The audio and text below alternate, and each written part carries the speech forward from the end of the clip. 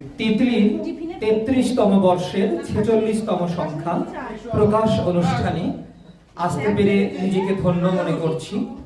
তিতলি পরিবারেই আমার বেড়ে ওঠা এবং তিতলি পরিবারকে নিয়েই আমার পথ চলা।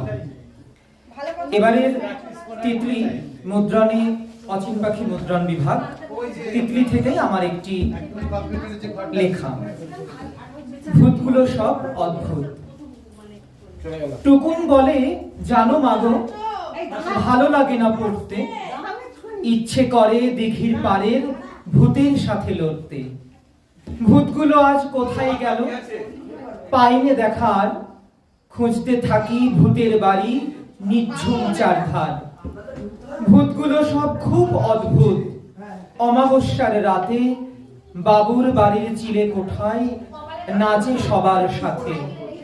মা বলে, তুই ভীষণ বোকা, ভূত চাই বড় বাড়ি, দিঘির পাড়ে থাকে না আর, ঘুমোও তাড়াতাড়ি।